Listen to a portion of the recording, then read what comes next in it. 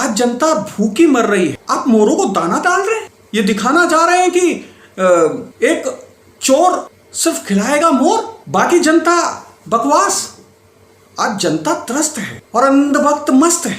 कमाल हो गया। ठीक है, अंधभक्ति अच्छी चीज है, लेकिन इस प्रकार से अंधभक्ति नहीं कि नीचे से आपकी लंगोट कम होती चली जा रही हो और आप जय श्री राम गाते रहे। कैसी अंधभक्ति है ये? कि मेरा मन कुंठित हो गया है। मुझे सोचना पड़ेगा कि जो निरंतर हत्या ब्राह्मणों की चल रही है, जो निरंतर अत्याचार मुसलमानों पे चल रहा है, क्या है ये? मुझे ऐसा लगता है जनता को, ब्राह्मण को, मुसलमान को सोचना पड़ेगा कब तक प्रताड़ित होंगे। और हाँ, सही कहा आपने, 100 में से 99 बेईमान और फिर भी मेरा भारत महान। निरंतर कुठारघात हुआ जा रहा है ब्राह्मणों पे, निरंतर कुठारघात हुआ जा रहा है मुसलमानों पे। इस देश में 2 लोगों की निर्मम गोली मार करके हत्या कर दी जाती है। और सबसे महत्वपूर्ण बात यह है कि ब्राह्मण इसका विरोध नहीं करते। इसका विरोध कौन कर रहा है? आम आदमी पार्टी, संजय सिंह। इसका विरोध कौन करते हैं? खुद भारतीय जनता पार्टी के लोग। इसका विरोध कौन कर रहा है? समाजवादी पार्टी के अखिलेश यादव, मायावती। एक चीज समझने वाली बात है, क्या यह संभव है कि ये लोग परशुराम की मूर्ति लगाने का एक प्रलोभन दे करके, अपनी बी टीम खड़ी करके ब्राह्मणों की या मुसलमानों की रक्षा का बात करते हैं? यहां ये 2 वर्ग हैं जो हमेशा बेवकूफ बनाए जा रहे हैं। आजादी से पहले भी और आजादी के बाद भी इनके अधिकार छीन लिए गए हैं, चाहे वो आरक्षण डाल करके हो, चाहे कोई और वजह हो। प्रलोभन दिया जाता है कि आपके लिए ये कर दिया जाएगा, वो कर दिया जाएगा। कुछ पार्टी के लोग या उनके मुखिया तो ब्राह्मणों से पैर तक छुवाते हैं। तो मेरी समझ में नहीं आ रहा कि ब्राह्मण को और मुसलमानों को कितना इस देश में नीचता का सामना करना पड़ेगा। खाली ब्राह्मण वही नहीं है जो कर्मकांड करता है, खाली ब्राह्मण वही नहीं है जो भागवत करता है। ये तो चलो फिर भी किसी तरीके से अपना पालन पोषण कर लेते हैं। आज सबसे सस्ता मजदूर अगर इस देश में कोई है तो ब्राह्मण है, मुसलमान है। ब्राह्मण को एक मंदिर पर 2000 रुपये तनख्वाह दे करके रख दिया जाता है और जो जूठन मिलेगी उसको खा करके अपने परिवार का गुजारा करो। क्या ब्राह्मण सिर्फ और सिर्फ भीख मांगने के लिए पैदा कर दिया गया है? जो ये बता दिया गया है कि ब्राह्मण सिर्फ भीख मांग करके अपना आसरा और घर चलाएगा। ये आज औकात इस देश में ब्राह्मणों की हो चुकी है। मेरा ये मानना है कि कुछ ब्राह्मण जो अपने आप को ब्राह्मण कहते हैं और ऐसी पार्टी में जाकर के उन ब्राह्मणों का, पूरे ब्राह्मण वर्ग का निरादर करवाते हैं और ब्राह्मण के मुखिया बन करके बैठ जाते हैं। यह हम लोगों के साथ छल चल रहा है, निरंतर छल चल रहा है।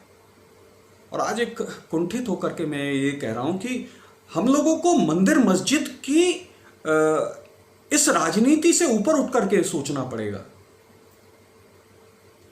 आज जो स्थिति हो गई है, मुझे मजबूरन इस बात को आप लोगों के सामने रखना पड़ रहा है कि मेरा मन कुंठित हो गया है। मुझे सोचना पड़ेगा कि जो निरंतर हत्या ब्राह्मणों की चल रही है, जो निरंतर अत्याचार मुसलमानों पे चल रहा है, क्या है ये? साधु संत मारे जा रहे हैं निरंतर। किस तरीके की राजनीति चल रही है? वही साधु संत नहीं है जो बड़ी बड़ी पार्टियों में जाकर के बैठ जाते हैं और उनकी सुविधाओं को लेते हैं। तो ये जो 2-3 वर्ग हैं ये बड़े कुंठित हुए पड़े हैं। हम लोगों ने साथ दिया भारतीय जनता पार्टी का, लेकिन अंततोगत्वा हुआ क्या?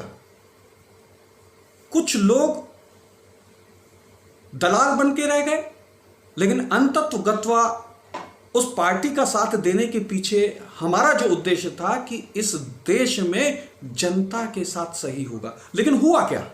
इसके बिल्कुल विपरीत। आज जनता भूखी मर रही है, आप मोरों को दाना डाल रहे हैं। ये दिखाना चाह रहे हैं कि एक चोर सिर्फ खिलाएगा मोर, बाकी जनता बकवास। तो ये कुंठित कर रही है मन को। आज जनता त्रस्त है और अंधभक्त मस्त है। कमाल हो गया। ठीक है, अंधभक्ति अच्छी चीज है,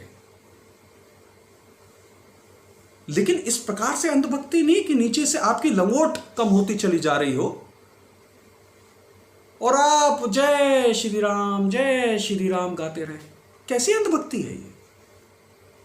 मुझे ऐसा लगता है जनता को, ब्राह्मण को, मुसलमान को सोचना पड़ेगा कब तक प्रताड़ित होंगे। और ठीक है, राम सेना बनी थी, हमने राम मंदिर के लिए लड़ाई लड़ी, लेकिन उसके बाद जब देखा गया